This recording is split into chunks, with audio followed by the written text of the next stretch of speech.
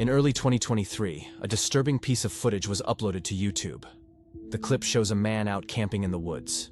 No names, no location, no real context at all. And that's exactly what makes this video so unsettling.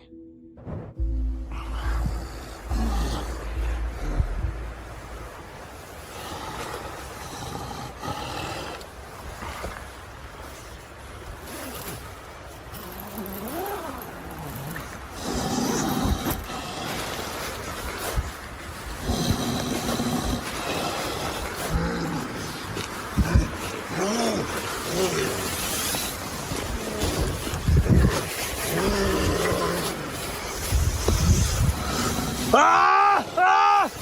Ah!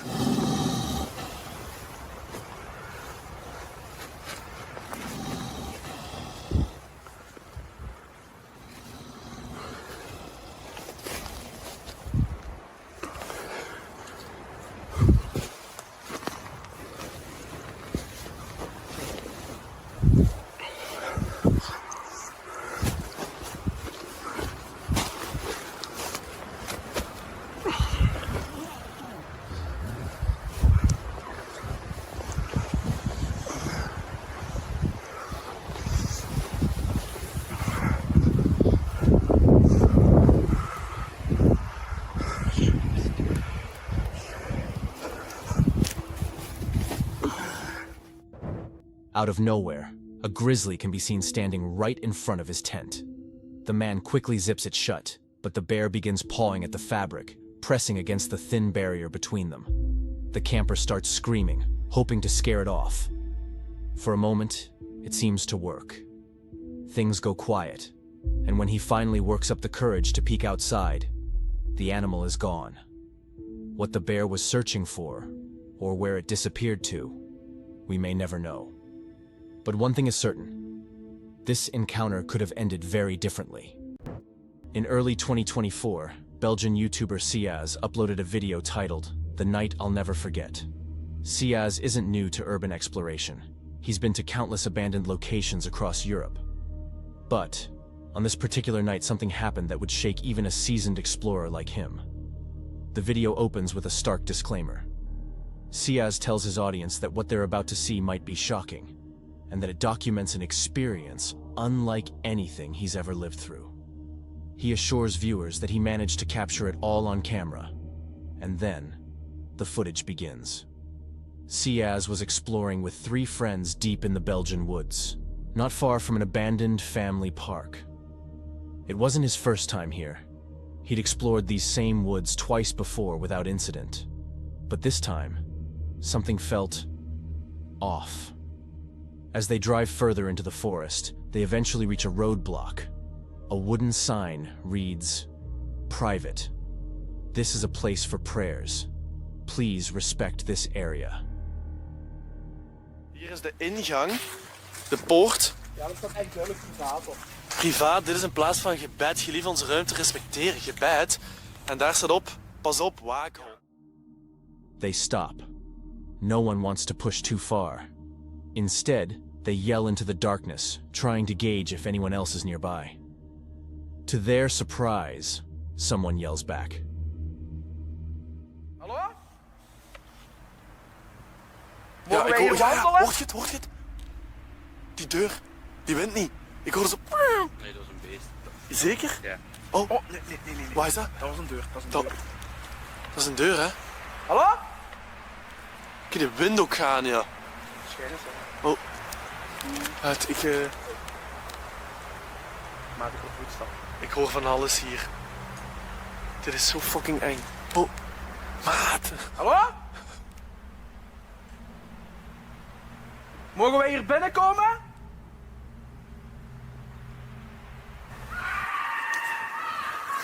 What the fuck? What the fuck?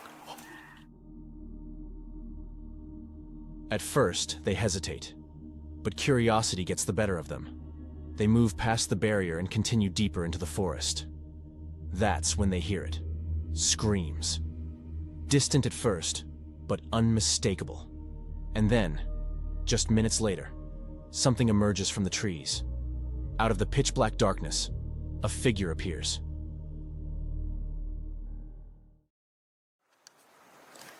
Hallo. Hallo. What the fuck? What the fuck? Hey.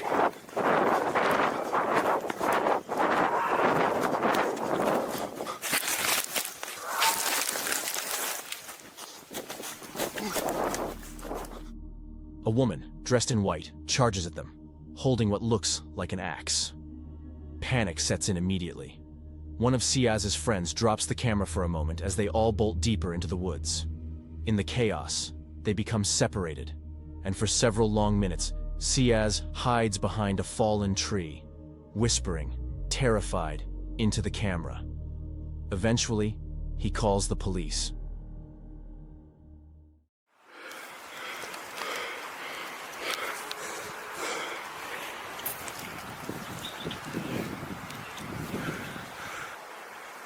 Ja, hallo? Hallo? Je moet nu naar hier komen. Fuck. Ik hoor u niet, sorry.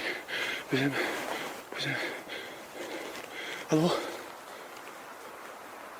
Ja, we zitten hier in een bos in de Centerlo. We zijn hier in een bos. En dat is een verlaten bungalowpark. En ineens komt er een man met een mes of zoiets op ons af. We zijn er met 3. En ik hoorde ook kloppen. Ik denk dat mijn auto kapot is geslagen. En we zijn vies aan het gaan lopen. Zijn Jurissen. Kom alsjeblieft heel snel. The footage cuts ahead. Blue lights flash in the distance as the police arrive. And not long after, the woman appears again. This time, stepping out of the woods, disoriented and barefoot. Hey, niet kallen! Hey, ligt er niet aan. Oh, je zit zo leuk. Mevrouw, het is de laatste keer. Hier blijven. Maar wat is het? Je gaat hier blijven. Ofwel moet ik mee met mijn vrouw mee, ofwel moet ik hier blijven. Ja, dat is goed. Vanaf nu luisteren naar mij.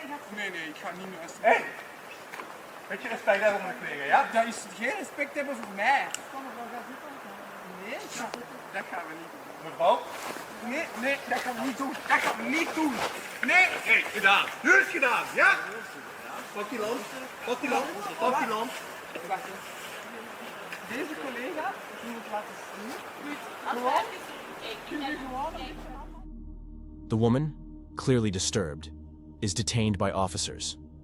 Siaz says the police questioned her and took her away for further evaluation.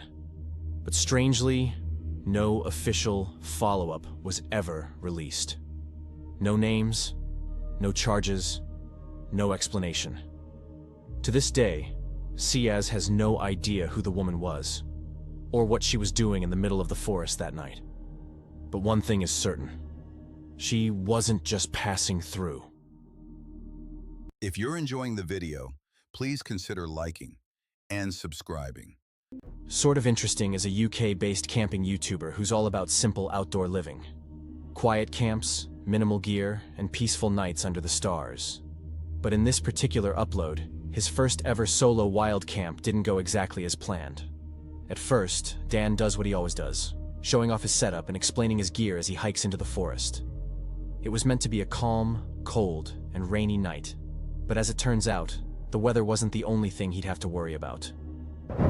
So I've been walking for about an hour at this point, and it really is amazing the difference that the backpack has made. And also the fact that I'm using a much dimmer light is starting to make me think I'm sure I can hear stuff and see little flashes and that. I'm sure I can't, but I can't be sure in here where I need to be. So yeah, quick backpack rest, and then we're gonna get, in fact I might get the stove out now, find a spot on the way ahead. At this point I thought I would see if I could find a nice big flat stone or somewhere safe that I could set up my stove and make myself some pasta, pesto and cheese, and also lose a bit of weight from my backpack while doing so. And so I thought, yeah, put the torch onto full beam and get some visually interesting spooky woodland footage. And well, did I get some spooky footage.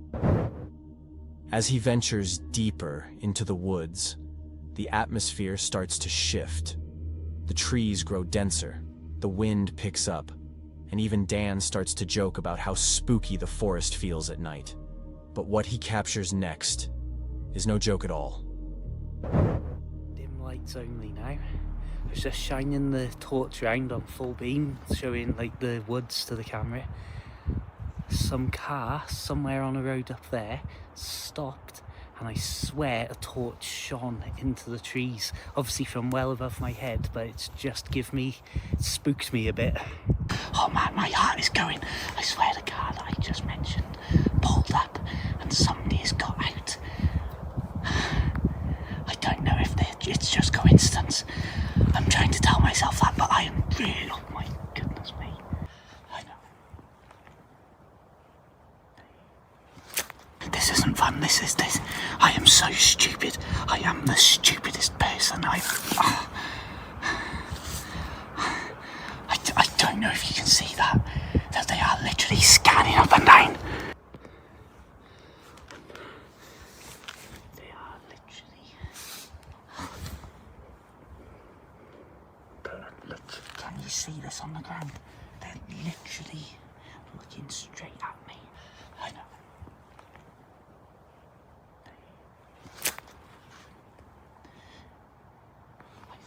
I don't know what to do. I'm literally crouched. I'm sound. Out of nowhere, a car suddenly stops nearby. A man steps out, shining a flashlight through the trees, scanning the area slowly. Dan goes completely silent. You can hear the fear in his voice as he whispers to the camera, trying to stay hidden in the dark. After a few tense moments, he decides to quietly head back toward the main trail, and that's when the car drives off. I'm about 90% certain they drove in that direction.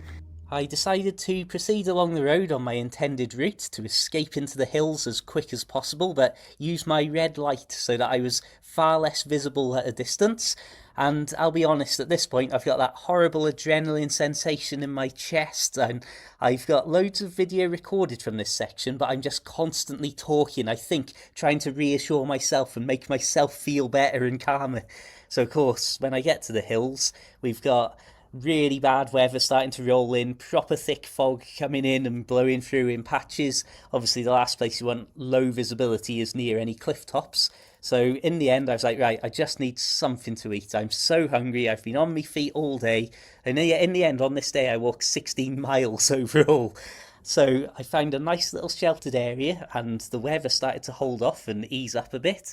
So it was that, worn out and worried, I took a moment to just gather myself, get a grip, and generally calm down and think sensibly about what my plan for the rest of the night and the morning was going to be. In typical fashion. Luckily, Dan manages to slip away unnoticed, using only his red light to stay concealed. He eventually sets up camp somewhere safer and ends the night there. But one question still lingers. Who was that man in the car, and what was he doing out there, deep in the forest, in the middle of the night? On September 3rd, 2025, YouTuber Sort of Interesting had a stealth camping experience he won't forget anytime soon. He was out camping in a small clearing near a riverside in the UK. At first, everything seemed perfect. His spirits were high.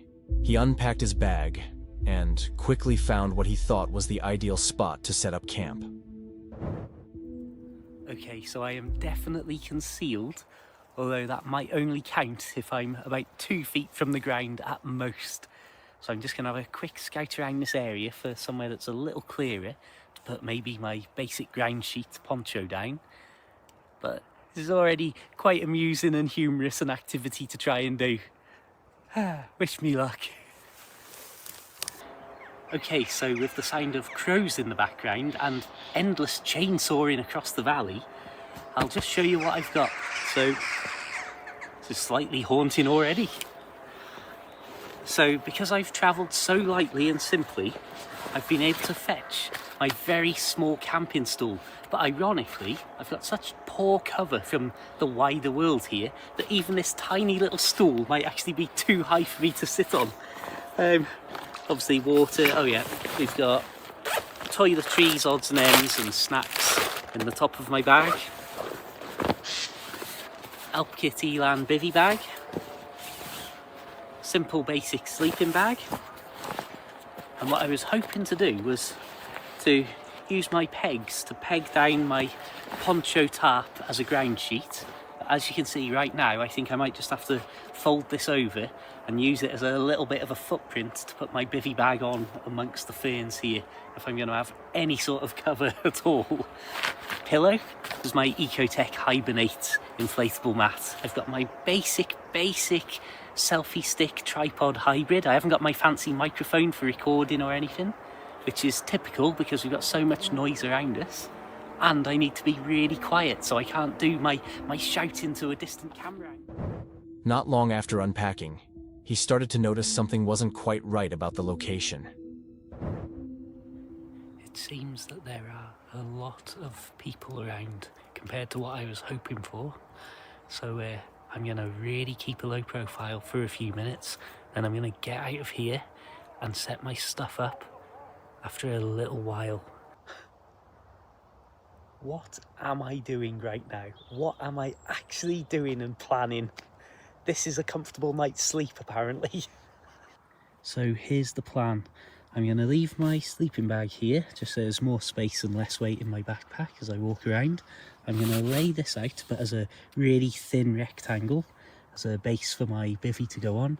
And then I'm going to clear off and come back just as it starts to get a little bit darker. There were too many people around for comfort. So, he came up with a plan. Set up his camp, leave for a while, and then return once the sun went down. And that's exactly what he did.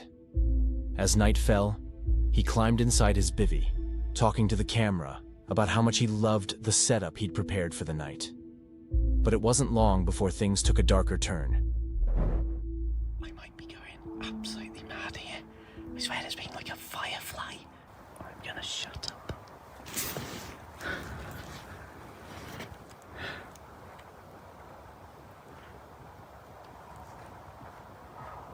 I can hear... I think I can hear footsteps. I can't... I am keeping an extreme low profile right now. I think that the laser was coming from the far side of the trees, but I'm not 100%. I don't think it was actually aimed at me. I think it was just shining a laser for the sake of it. But it's certainly woken me up a little bit. But to be honest, it's been quiet for about 10 minutes now, so I'm not too worried.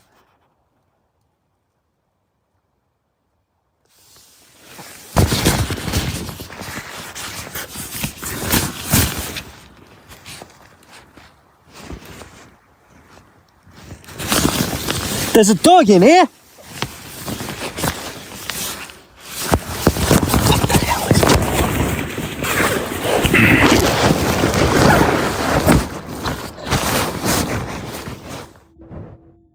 He's jolted awake by the sound of footsteps, and then a laser light, shining directly toward him.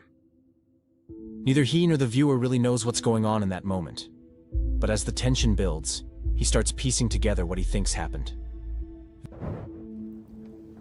Here's that footage slowed down because I got such a poor quality view of the situation, as I basically went from asleep to the most awake I've ever been in my life in the space of 1 second. When they were running away, I think it was a phone light rather than a proper flashlight of any kind.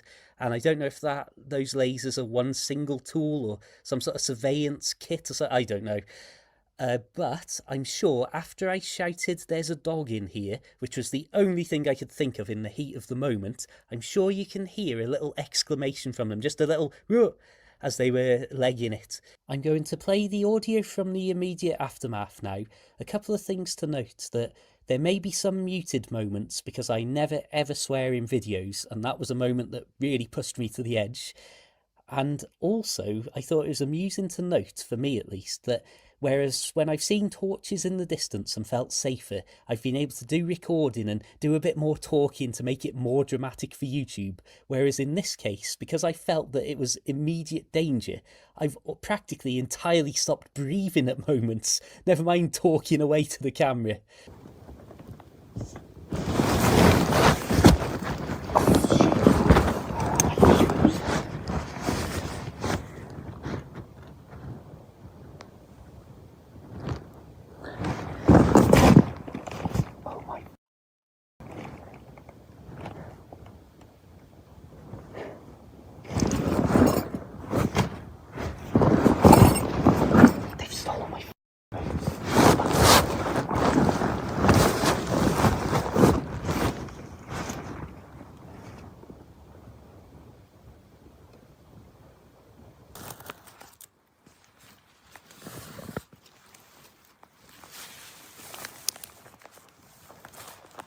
Once I'd found my boots, I felt a little safer, but I immediately started to break down the campsite. One of the benefits of such a simple setup is that it took me literally less than 2 minutes to have everything shoved in my backpack and for me to be getting out of there.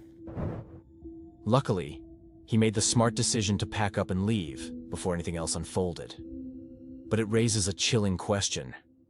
Who's wandering around the woods in the middle of the night, shining lasers at random campers? To this day, it remains one of the strangest camping encounters I've ever come across.